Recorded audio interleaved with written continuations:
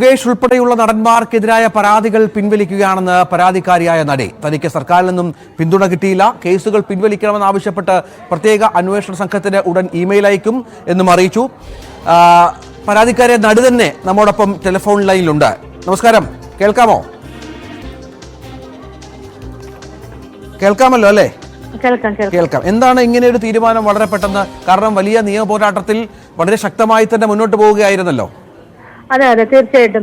കാരണം ഞാൻ 10-15 വർഷം ഞാൻ മൂടി വെച്ച കാര്യം ഞാൻ അത് ആരോടും പറയാതെ ഇരുന്ന് കുട്ടികളുടെ എഡ്യൂക്കേഷന് പ്രയോറിറ്റി കൊടുത്തു പോയ വ്യക്തിയാണ്. ഈ കേരളം തന്നെ വിട്ടുപോയ ഒരു വ്യക്തിയാണ് ഞാൻ. പക്ഷേ ഇപ്പോൾ ഈ മുഖ്യമന്ത്രിയുടെ പറഞ്ഞല്ലോ, ഇങ്ങനെ ആരായാലും അവർക്കെതിരെ ഞങ്ങൾ നിയമപരമായ നടപടി എടുക്കുമെന്ന് പറഞ്ഞതിനെ തുടർന്നാണ് ഞാൻ സ്വദേശീയമായിട്ട് നമ്മുടെ നാളത്തെ നന്മയ്ക്ക് വേണ്ടി, അതായത് നാളെ ഒരു പെൺകുട്ടികളെ ചൂഷണം ചെയ്യപ്പെടാൻ പാടില്ല എന്നുള്ളൊരു നല്ല ഇന്റൻഷനോട് കൂടിയാണ് ഞാൻ വന്നത്. എല്ലാരെ പറ്റി ഞാൻ വളരെ ഓപ്പണായിട്ട് പറയുകയും ചെയ്തു. ഞാൻ എസ്ഐറ്റിയുടെ കൂടെ ഫുൾ സപ്പോർട്ടോട് കോപ്പറേറ്റും ചെയ്തു. ഞാൻ അവരോടൊപ്പം ഉണ്ടായിരുന്നു.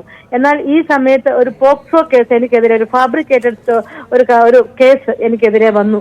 അപ്പോൾ അതിനുശേഷം ഒരു പോലീസുകാർ എന്നെ വിളിക്കുകയോ ഒന്നും ചെയ്തിട്ടില്ല. പക്ഷെ അതിനെതിരെ ഈ യൂട്യൂബേഴ്സും സോഷ്യൽ മീഡിയയിലൊക്കെ എന്നെ വളരെ മോശമായിട്ട് കൂട്ടിക്കൊടുപ്പുകാരി എന്നൊക്കെ അങ്ങനെ ഒരു എന്തൊക്കെയായാലും താങ്കൾ ഒരു പോരാട്ടത്തിന് ഇറങ്ങിയ ഒരാളാണ്. ഇങ്ങനെ വളരെ പെട്ടെന്ന് പിൻവലിക്കുമ്പോൾ ഈ വിശ്വാസം താങ്കൾക്ക് നഷ്ടപ്പെടുകയാണ്. ഇല്ല, പരാതിയെ ഇല്ല എന്ന രീതിയിലേക്ക് കാര്യങ്ങൾ എത്തുകയല്ലേ? ആയിക്കോട്ടെ, എന്തുകൊണ്ട് ഈ പോക്സോ കേസിനെതിരെ ഗവൺമെന്റ് ആണ് എന്നെ പ്രൊട്ടക്ട് ചെയ്യേണ്ടത്? ഞാൻ ഇത്രയും പേർക്കെതിരെ കേസ് പറഞ്ഞ് മുൻപോട്ട് വന്നപ്പോൾ ഒരു കള്ളക്കേസ് എനിക്കെതിരെ വന്നപ്പോൾ അത് സത്യമാണോ ഇല്ല നിഷ്പക്ഷമായിട്ട് അന്വേഷിക്കാനുള്ള ഒരു ചുമതല ഗവൺമെന്റിനുണ്ട്. അതെന്തുകൊണ്ട് അവരത് ചോദ്യം ചെയ്തു, നിയമ നടപടികളോ മുന്നോട്ട് പോകുന്നു. താങ്കൾക്ക് ഒരുപാട് ഓപ്ഷൻ ഉണ്ടല്ലോ. മേൽക്കോടതികളെ സമീപിക്കാം, ഞാൻ ഒരു പരാതി കൊടുത്തിട്ട് പോലീസ് അന്വേഷിക്കുന്നില്ല എന്ന് പറയാം. അങ്ങനെ പെട്ടെന്ന് പിന്മാറി പോവുക എന്ന് പറഞ്ഞാൽ അതിൽ എന്ത് വിശ്വാസതയാണ് മാഡം? അപ്പൊ ഞാൻ എന്തിനാ ഇനി ഗവൺമെന്റിന്റെ കൂടെ നിൽക്കുന്നത്? ഞാൻ ഗവൺമെന്റ് അല്ല, സർക്കാരിനോട് നിൽക്കണ്ടേ? സർക്കാരിനോട് നിൽക്കണ്ട, നിങ്ങൾക്ക് നിയമ വഴികളുണ്ടല്ലോ, അതിലൂടെ പോകാമല്ലോ. എനിക്ക് വളരെ ബുദ്ധിമുട്ടുണ്ട്. ഈ ഒരു കേസിന്റെ കാര്യം എന്താ, ഈ പോക്സോ കേസ് എന്താണ് അനങ്ങാതെങ്കിൽ വെച്ചിരിക്കുന്നത്? അതിനെതിരെ ഒരു നടപടി എടുക്കണം. ഇത് സത്യമാണോ ഇല്ല തെളിയിക്കണം. അത് തെളിയിക്കാനാണല്ലോ നമുക്ക് നിയമവ്യവസ്ഥ ഉള്ളത്. ആ വഴിയിൽ മുന്നോട്ട് പോവുക എന്നുള്ളതല്ലേ താങ്കൾ ധാർമ്മികമായി ചെയ്യേണ്ടത്? ഞാൻ ഒരു കംപ്ലൈന്റ് ചെയ്തു. ഇതിന് ഒരു പ്രോപ്പർ ഇൻവെസ്റ്റിഗേഷൻ വേണം. അവരത് മൂവാറ്റുപുഴയിലോട്ട് ട്രാൻസ്ഫർ ചെയ്തു. കാരണം മൂവാറ്റുപുഴയിലാണ് കേസ് എടുത്തത്. അപ്പൊ മൂവാറ്റുപുഴ എസ്ഐനെ ഞാൻ വിളിച്ചു ചോദിച്ചു, ഒരു ജെയ്സൺ എന്ന് പറഞ്ഞ എസ്ഐനെ. He didn't respond. ഒരു റെസ്പോണ്ടും തന്നില്ല. പിന്നെ ഞാൻ എന്ത് ചെയ്തു, ഞാൻ ഉടനെ DGPക്ക് ലെറ്റർ അയച്ചു. പിന്നെ ഞാൻ CM-ന് ലെറ്റർ അയച്ചു, പ്രോപ്പർ ഇൻവെസ്റ്റിഗേഷൻ വേണം, this is A fabricated case എന്ന് പറഞ്ഞിട്ടുണ്ട്. അത് കഴിഞ്ഞിട്ട് ഞാൻ പ്രൈം മിനിസ്റ്റർക്ക് ഞാൻ കത്തയച്ചു, പ്ലീസ് എനിക്ക് ഇത് തെളിയിക്കണം ഈ കേസ്. അപ്പൊ എനിക്കൊരു നടപടി ഒന്നും ഞാൻ കണ്ടില്ലാത്തതുകൊണ്ട് ഇപ്പൊ ഞാൻ എന്തിനാണ് ഇങ്ങനെ തനിയെ കടന്ന് ഫൈറ്റ് ചെയ്യുന്നത്? ആർക്ക് വേണ്ടി, എന്തിനു വേണ്ടി? എത്രയോ ആളുകൾ പോരാട്ട വഴിയിലാണ് ശ്രീമതി മാഡം, എത്രയോ ആളുകൾ പോരാട്ട വഴിയിലാണ്. അപ്പോൾ താങ്കളെ പോലെ ഒരാൾ ഇറങ്ങിക്കഴിഞ്ഞിട്ട് പിന്നെ പിന്തിരിയുക എന്ന് പറഞ്ഞാൽ അത് എന്ത് കഷ്ടമാണ്. കാരണം ഈ പോരാട്ടത്തിൽ ഇറങ്ങിയ ആൾക്കാർക്കൊക്കെ അതുമായി ബന്ധപ്പെട്ട നിരാശയുണ്ടാകും. താങ്കൾ ഉന്നയിച്ച ആരോപണങ്ങളൊന്നും വിശ്വാസ്യതയില്ല എന്ന തരത്തിലെ കാര്യങ്ങൾ എത്തും.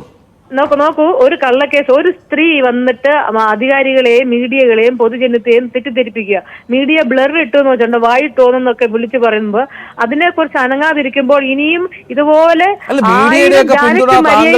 ധാരാളം ലഭിച്ചിട്ടുണ്ട്. ധാരാളം സമയത്ത് മീഡിയകൾ ഇപ്പോഴും താങ്കൾ സംസാരിക്കുന്നത് ഇതുമായി ബന്ധപ്പെട്ടാണ്. അങ്ങനെ പറയരുത്, മാധ്യമങ്ങൾ പിന്തുണച്ചില്ല എന്ന് പറയരുത്.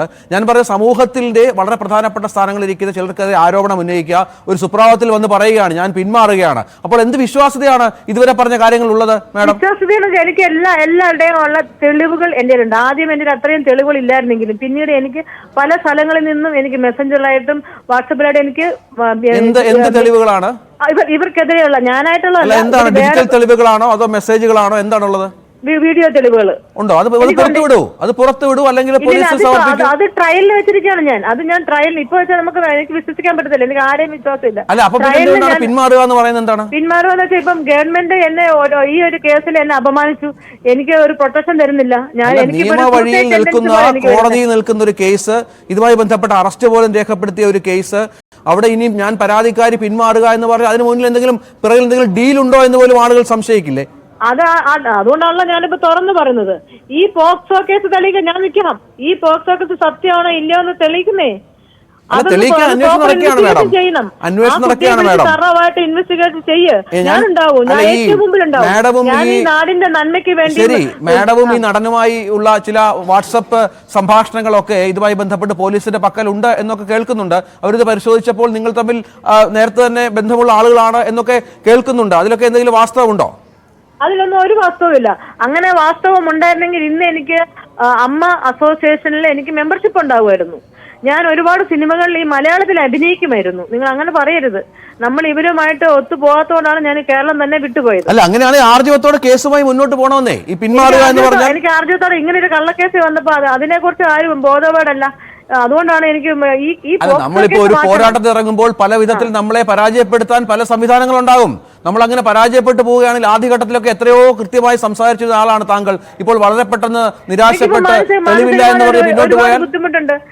ഞാൻ പറയട്ടെ, ഇപ്പൊ ഈ യൂട്യൂബുകാർ തന്നെ സത്യമില്ലാത്ത കാര്യങ്ങൾ പ്രചരിപ്പിക്കുന്നതിന് പോലും ഗവൺമെന്റ് ഒന്നും അനങ്ങുന്ന പോലും ഇല്ല.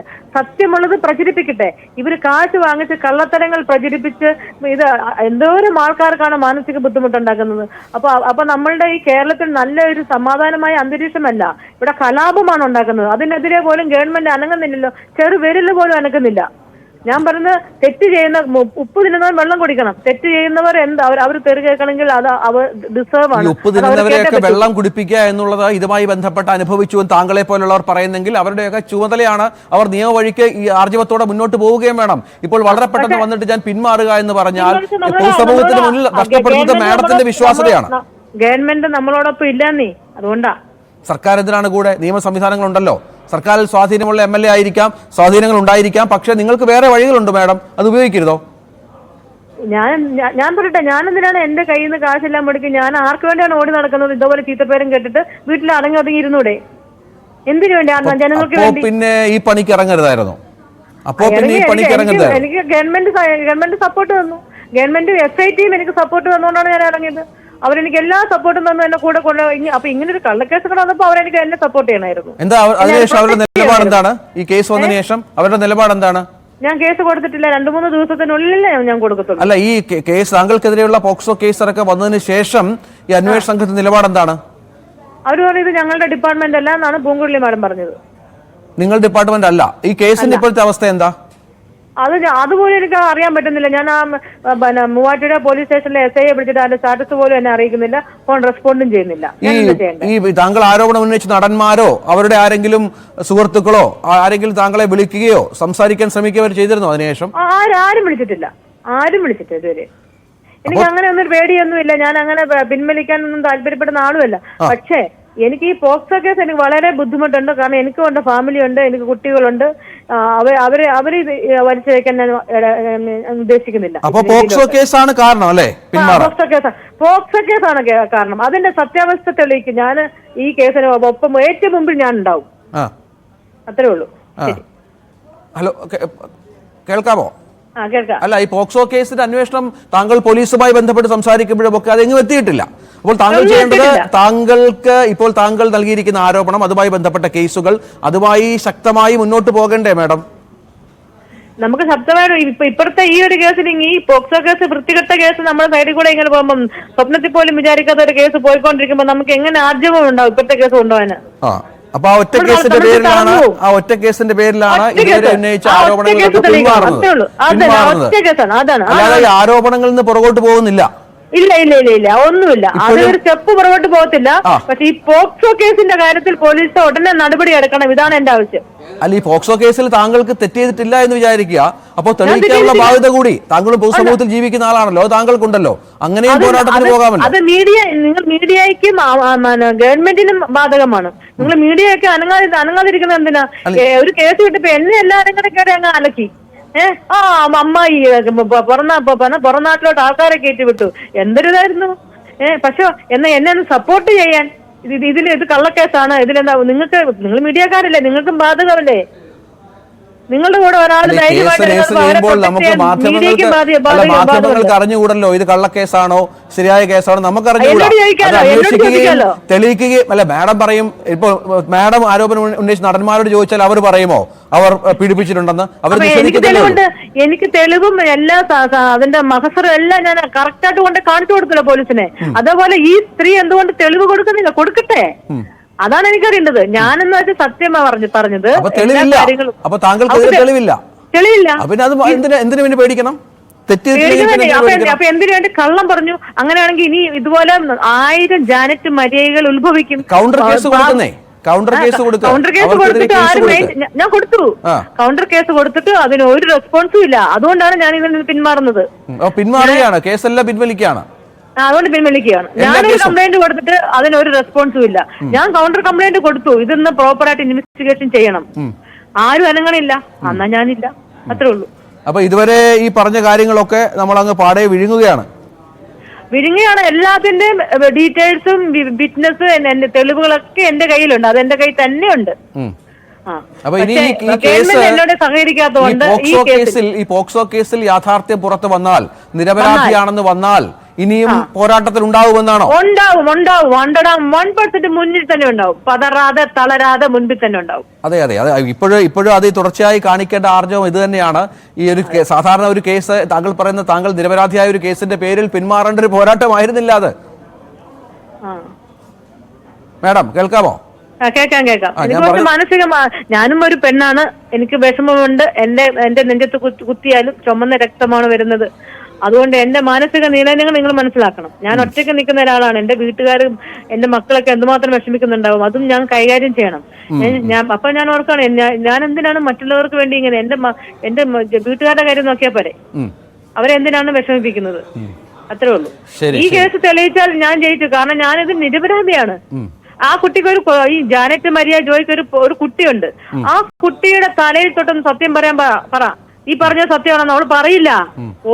ഏത് കാക്കയ്ക്കും തൻകുഞ്ഞ് പൊൻകുഞ്ഞാണ്. ഒരമ്മയും സ്വന്തം കൊച്ചിന്റെ തലയിൽ പിടിച്ച് കള്ളസത്യം പറയാ. അപ്പൊ വിജയിക്കുന്നത് ആ ഭാഗമാണെന്ന് കൂടി ഓർക്കണം. കാരണം ഇത്ര വലിയ ആരോപണങ്ങൾ വലിയ നടന്മാർക്കെതിരെ ഉന്നയിച്ച താങ്കളെ ഒരു കേസ് കൊണ്ട് പിൻവലിപ്പിക്കാൻ സാധിച്ചു എന്നതുകൂടി താങ്കൾ ഓർക്കണം. അങ്ങനെ ഒരു പോരാട്ടത്തിൽ നിന്ന് പിന്മാറുമ്പോൾ അല്ലല്ല, ഞാൻ ഒറ്റയ്ക്കല്ലല്ലോ. എന്റെ കൂടെ ഗവൺമെന്റും SIT ഉണ്ടായിരുന്നില്ല. അപ്പൊ എന്തുകൊണ്ട് നിങ്ങൾ മീഡിയ ഉണ്ടായിരുന്നു? നിങ്ങൾ മീഡിയയാണ് എനിക്ക് ഇത്രയും ഒരു ആർജവം തന്നത്. ആദ്യമേ വന്ന് നിങ്ങൾ ഇതെല്ലാം പുറത്തു കൊണ്ടുവന്നെല്ലാം മീഡിയയാണ്. അപ്പൊ മീഡിയയാണ് ആദ്യം എന്റെ കൂടെ നിൽക്കുന്നത് ഈ കാര്യത്തില്. അപ്പോൾ നിരപരാധിയാണെന്ന്, പോക്സോ കേസിൽ നിരപരാധിയാണെന്ന് തെളിഞ്ഞാൽ ഈ പരാതികളുമായി വീണ്ടും വരും, തെളിവുകൾ ഹാജരാക്കും, പോരാട്ടം തുടരുമെന്നാണോ? തുടരും ഉറപ്പായിട്ടും. ഓക്കെ, ശരി.